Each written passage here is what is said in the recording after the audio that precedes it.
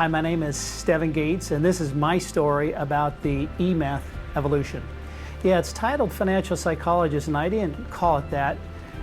Somebody else called it that, and we went with that. And what that implies is that people are emotional, people are real, and they have real situations, and they make decisions based on how they feel at the moment. And if it's based on fear, greed, misunderstanding, or the media or the emotions of the moment, it makes their decisions different. And almost every single time when emotion is involved, it's the wrong decision. Oh, I've known Michael Gerber since his first book, The E-Myth. That's why this is the evolution of that, and the series of other books prior to that. But being the #1 guru for small business owners is a privilege, and I was sought out after from the Gerber's organization. And why that is different, you can be a success, but if you're not sustained success, if it doesn't last, or if you have to be there, you're not a successful business owner. You're a success, but maybe a one-year wonder. So with Gerber's principles for small business people, he helps us have structure, things that help us replicate ourselves, a team.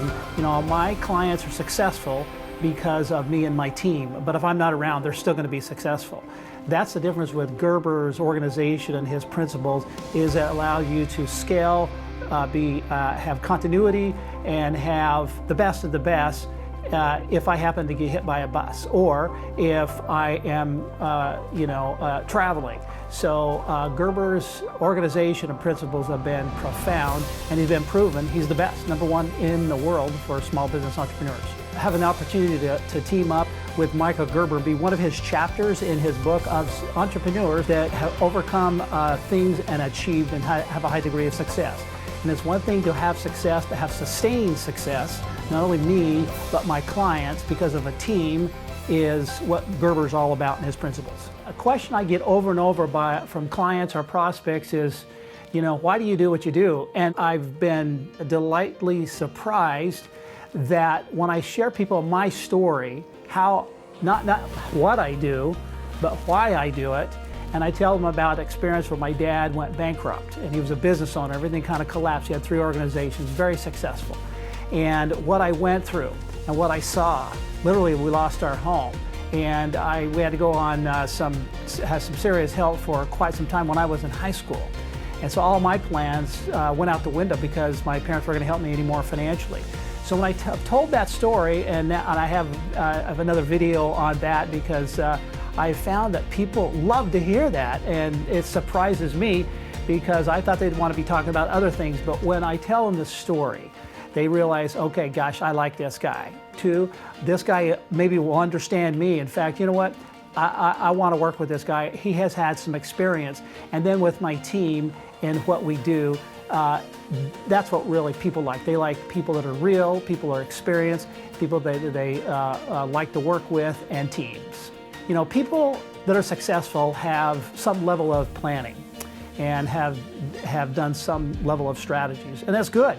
In fact, everybody gets referred to me have advisors. They have a level of planning that's impressive. But you know what? The difference between where you're at and where you can be with specialized comprehensive planning with our private family office and our team, and a virtual team, the best throughout the country. It's the difference between a couple $100,000 to a couple $1 million over their lifetime.